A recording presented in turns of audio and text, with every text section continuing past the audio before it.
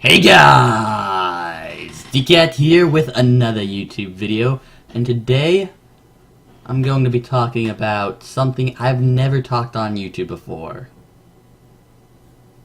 Politics.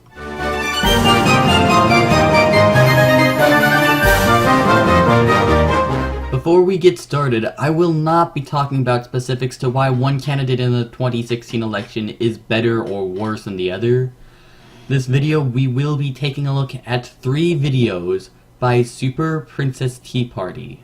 These videos were posted within 2 days of each other. So, now, unfortunately, I won't be able to show her full first video due to the fact that this video is about 20 minutes long. And this video, if I would talk strictly about that video, will be about 30 minutes, give or take. So we don't have time since we're doing 3 videos at once. So let's get into it. It's election day! Election day. It's election day, and I'm on my periods. I might just be an idiot guy, but how is this important to know? So, just best day ever. Everyone, welcome to Tea with Mags. This isn't an edited one today because my hands are shaking so much I don't even think I can deal with editing.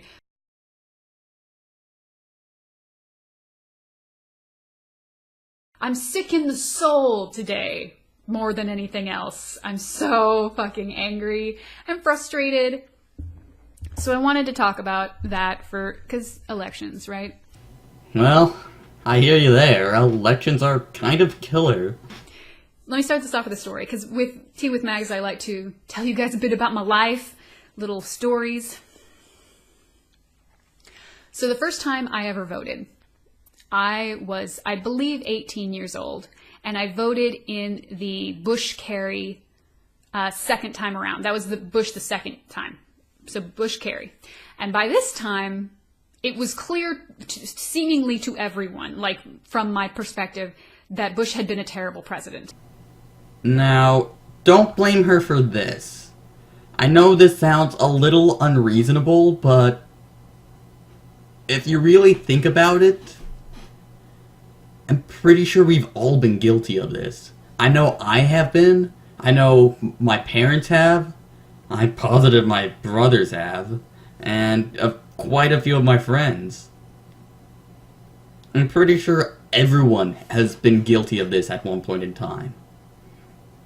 If you see something and you're so passionate about it that you think it's obvious,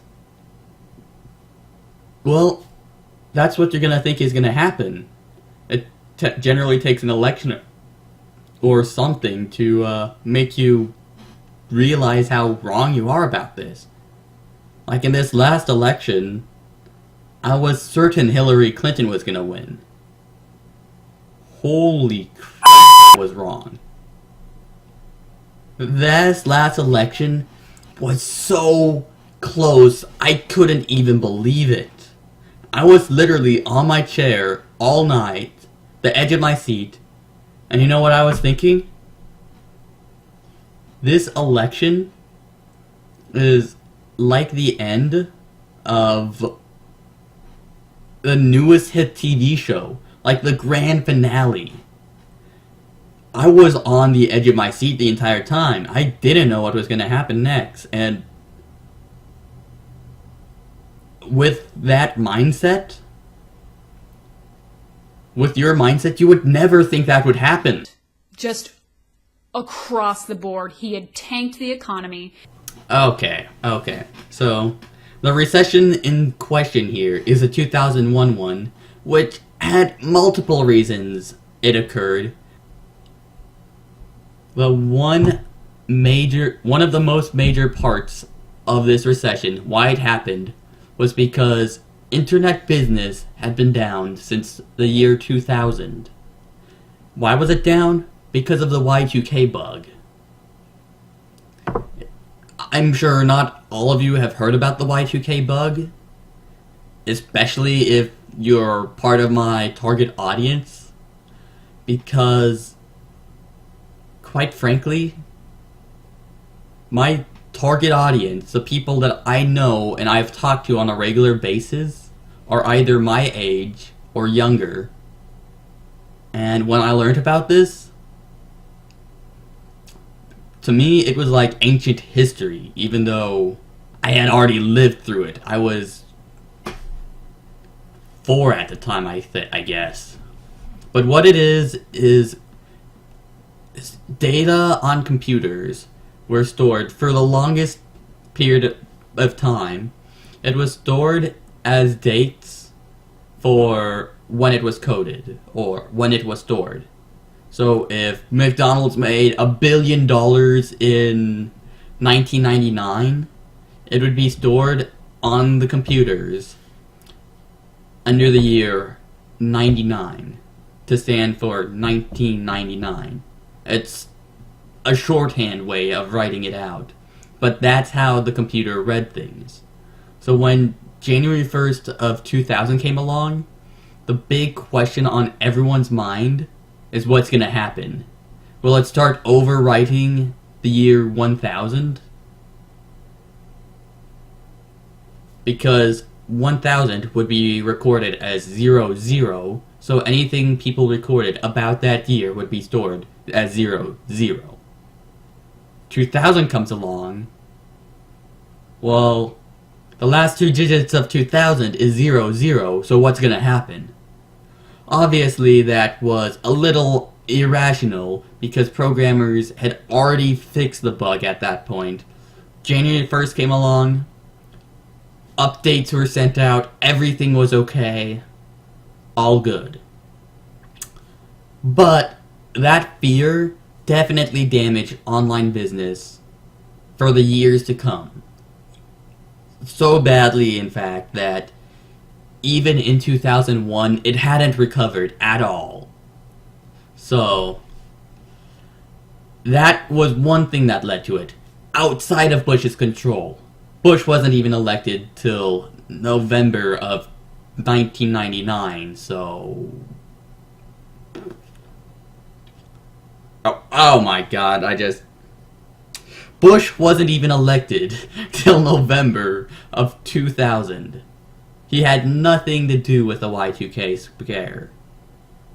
He was not in office until January of 2001. So, can't blame that on him. The second thing that caused the recession in 2001 was September 11th. I'm sure all of you either remember this or know someone who this has affected. But the terrorist attacks horribly damaged the US economy. Horribly damaged it. It was a time of chaos, uncertainty, and with the Y2K scare just a few years prior, people were really losing faith in the economy and the government. So, not a really good situation. And say what you want about Bush causing 9/11 or not acting well enough in advance, or that he was just a bystander, he had no idea this was happening. Keep those conspiracy theories to other videos. I'm not here to discuss that. I don't know exactly what happened that day or the months in advance. I don't know enough to talk about that. If you want to talk about it, sure, message me on Twitter, twitter.com/Dcat682. I would be more than happy to do research into that and make a video if you guys really want, but not this time around. This video is already going to be long enough. But yeah, between those two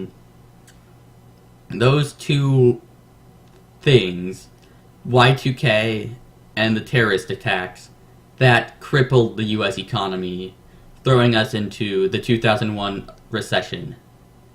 One of those things, and probably both, George W. Bush couldn't have done anything about. So, I don't blame him for that. it's not his fault that he was elected into office, and at a horrible time. It was just bad luck that it happened during his, when he was president. He had started No Child Left Behind, which was terrible for schools. Now, this topic, I have to agree with Meg with. The No Child Left Behind, it had major flaws. I grew up in this time. I went to school with No Child Left Behind. I thought it was amazing. I didn't realize it was an election. I didn't realize it was laws. I just thought it was my school's way of looking at things. No Child Left Behind. That sounds amazing. It's not so good. Looking into the law, the state set, the U.S. state that a school is in, let's use Missouri for example, I know more about that. Grades 3 to 8, they're assigned a test, a state-mandated test. Missouri calls it the MAP test. So, you as a student are required to take these tests between grade 3 and 8, and the state has these percentages that need to pass. Every student in a school needs to get over X percent, or there will be budget cuts. Hold on. That sounds like a good incentive to keep kids passing, but if one student doesn't pass, I mean, there were plenty of losers in my school, and some of those years I was a loser who didn't care about grades, who nearly flunked because we just didn't care. So I probably brought down my school. Just saying. Because of this. So if even one student does not pass... Actually, now that I think about it, that stuff didn't happen until high school, so... Probably wasn't a problem with No Child Left Behind, but still. One child does not pass with the state's mandated score in mathematics or reading, there will be budget cuts for the following year. Not too troublesome at first, but budget cuts means that a school does not have enough money to pay for technology, desks, papers, and even teachers to teach students. So the following year, even more students are likely to fail than the year before because they don't have enough money. And it just becomes a snowball effect. One person fails, 2 people fails, 3 people fails, and it just keeps going and going because schools don't get enough money. No Child Left Behind, love the idea, but horrible for schools. All I can say on this topic. Horrible for schools. He got us into a war, which he lied about to get us into, spent billions of dollars and many thousands of lost lives from American soldiers and people abroad.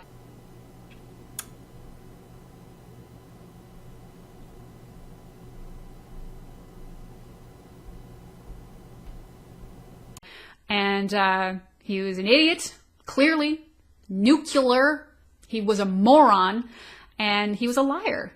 Okay, I have to stop you there, Meg. No president of the United States has ever been an idiot. None. Yes, presidents have done stupid mistakes, but just getting elected to the presidency proves you are not an idiot. You are intelligent enough to not manipulate voters, but to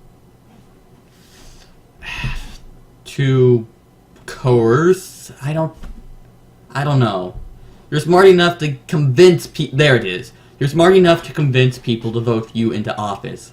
More people vote for you than your opponent. That takes a really smart person to do. In George W. Bush's case, not only did he do that, but he also went to both Yale and Harvard. He graduated both. He's not an idiot. He's book smart. He's street smart. He had to be street smart to get elected. He's book smart from Harvard and Yale. He's not an idiot. Sure, he made stupid decisions in office, but we make stupid decisions every day. Well, maybe not every day, but definitely a lot. We're humans, we make mistakes. That's going to happen. So no, he's not an idiot.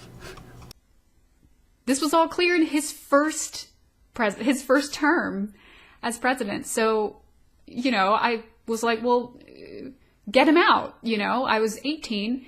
I didn't have any particular love for John Kerry, but I didn't care. I was like, get the shit out. Get him out. Who are you? Are you not an idiot? Good, go. Just get him out. And I voted for John Kerry. And then me and my other pals of Oregonian teens all came to an election party because, yes, we were those types of nerds. Had an election party where we all sat together. Was I 18? I was at least 18 because I voted. That's what I'm 18-ish. And we all sat around and we watched the thing. The math on that's dizzying. I don't know actually how old I was. It's not the point. We watched the numbers roll in. And Bush won. He won again.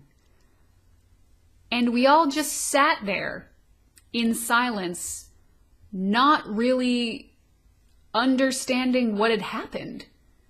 We could not believe that after everything that had happened, people would still vote for George Bush. After everything he had done. And it was a huge wake-up call for me as a young person about how differently people see politics, how little so many of us understand about politics, and that what I was perceiving to be just reality for a lot of people across the nation was not reality at all. They had a totally different perspective on things. This one statement makes so much sense. People everywhere have different opinions about anything. Do I like full milk or skim milk? Different opinions, different reasons behind it. Same thing works with our political system. Why one person might like Donald Trump might have a completely opposite effect to why another person might like Hillary Clinton or whatever president or candidates are running in the given year you guys are watching this video. That makes so much sense. That's just how our system works. What were facts to me were not facts to them, and what was valuable to me was not valuable to them. And so that was like a whoa moment for me. I remember in my first election how trivial I thought it was, how I was like, yeah, I'm going to vote for John Kerry, but I was voting literally not knowing what an attorney general was at the time. And I wrote in my friend Noah, thinking that was hilarious. At the time, I'm not even sure that was the same election. I haven't done the math on that, but at the time, I thought that was hysterical. I'd never do that now. And I know that there are people in the nation who every year or every election vote for Mickey Mouse for president. Mickey Mouse? Okay. Let's just see where she's going with this before I say anything. Yeah. And I don't know why people waste their vote, and yet I do. It's because people don't care. They don't care about politics. And that's really, I want that to change so much in this after this election. We've got to get more involved, you guys. We've got to start paying attention. I know C-SPAN is boring, but we've got to start paying attention. I'm getting a little Hermione Granger-y. So, you can vote for who you want to.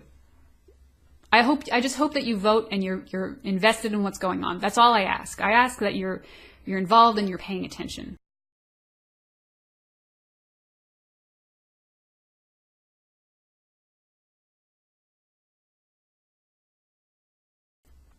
Okay.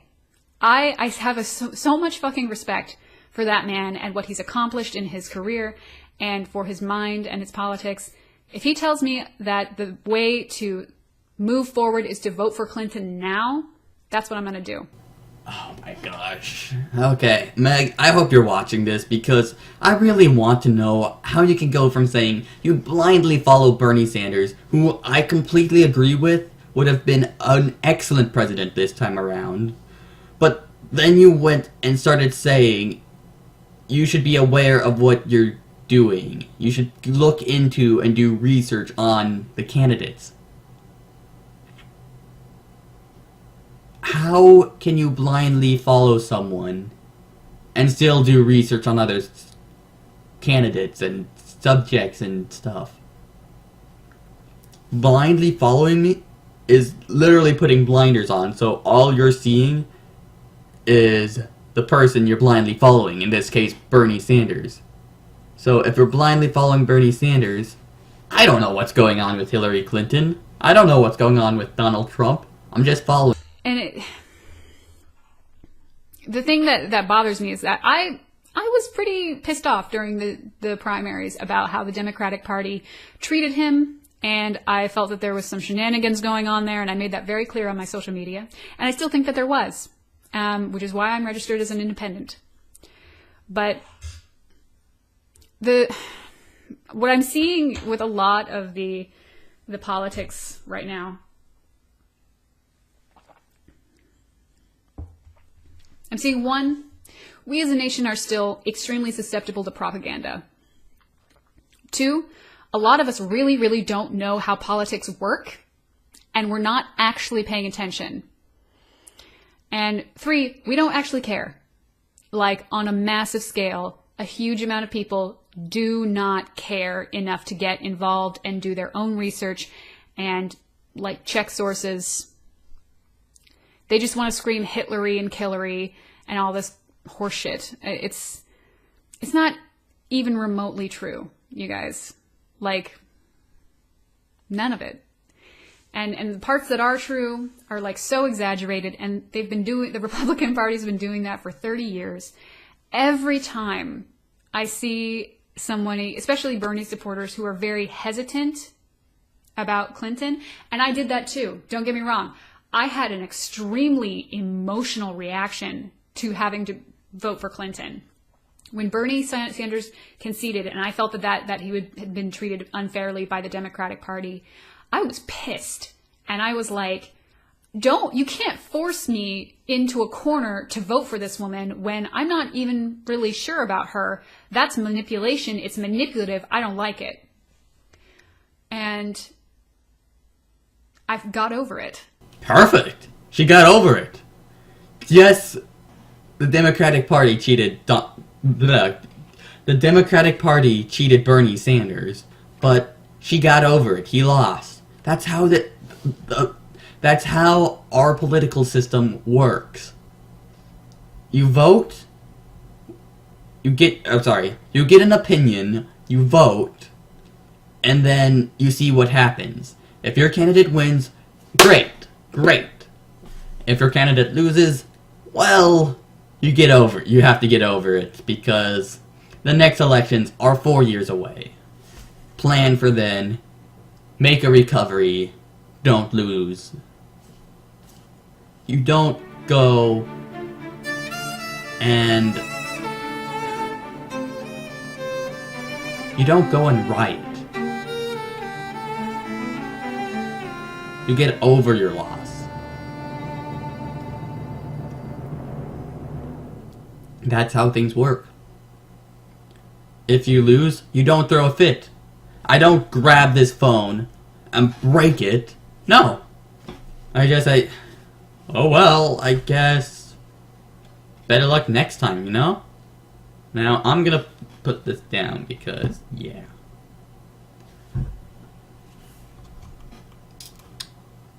Continue on, Meg. I'm sorry for all these interruptions. I truly am, but these are just points that I think are very important to talk about.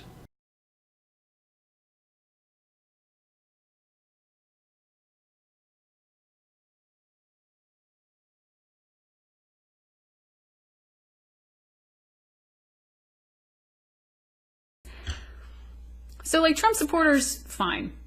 You know, your values are your values. I actually read an incredibly compelling article by David Wong about why poor rural America is voting for Trump and how their anger is sort of valid and how educated liberal people treat them as if they're subhuman, and that it's not so much Democrat versus Republican as it is city versus rural. And I thought that was really interesting. I'll try to remember to link it in the comments in the description box. It's a good article, and he had a lot to say about that. And I have to say, he kind of shook me up. I was like, that's actually, that guy kind of schooled me for a second, I will say. Excellent, Meg. Yes. Not only should you be gracious in defeat, but you have to realize that the other candidate has different opinions. People following that candidate has different opinions. They see the world differently from you do. If you think Hillary Clinton is best, you have your reasons. If you think Donald Trump is best, they have their reasons. They have reasons. They might not be the same as yours. You might not even agree with them. But they see the world their own ways. If you lose, get over it. You have a chance in 4 years. If you win, great for you. The other side will just have to get over it and elect who they want in 4 years. That's how our system works.